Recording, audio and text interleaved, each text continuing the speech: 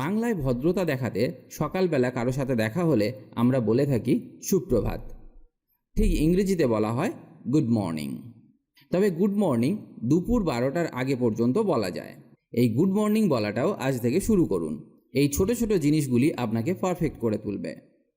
আর একটা কথা এখানে বলে দিই, রাত 12টার পর থেকে দুপুর 12টার আগে পর্যন্ত আমরা গুড মর্নিং বলতে পারি।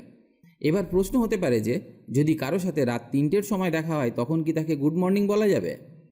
অবশ্যই বলা যাবে, এতে কোনো অসুবিধা নেই। সাধারণত আমাদের সাথে সবার দেখা হয় ভোরবেলা থেকে, মোটামুটি 5টার পর থেকে। অনেকেই বলবেন এটা তো আমিও জানি, সকালবেলা গুড মর্নিং বলতে হয়। জানা আর ব্যবহার করার মধ্যে আকাশ পাতাল তফাৎ। সেই জানার কোনো গুরুত্ব নেই যদি না জীবনে অ্যাপ্লাই করেন। তাই আজ থেকেই ব্যবহার করুন। Good afternoon.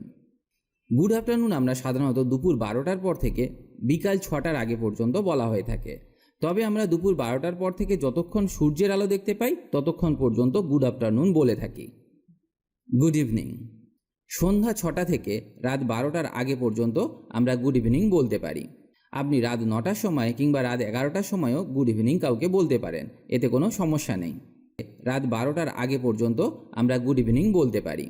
আপনি রাত 9টার সময় কিংবা রাত 11টার সময়ও গুড ইভিনিং কাউকে বলতে পারেন, এতে কোনো সমস্যা নেই। এবার অনেকের মনে প্রশ্ন হতে পারে গুড নাইট তাহলে কখন বলবো? তাহলে চলুন শিখে নেওয়া যাক কখন গুড নাইট বলবেন। অ্যাকচুয়ালি গুড নাইট তখন বলা হয় যখন সন্ধ্যাবেলার পর কারো থেকে বিদায় নেওয়া হয়।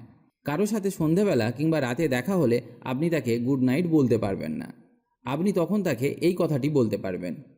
আপনি তাকে গুড নাইট তখন বলতে পারবেন যখন আপনি সেখান থেকে ফিরে আসছেন, তখন মানে তার সাথে সেদিনে আর আমার দেখা হবে না।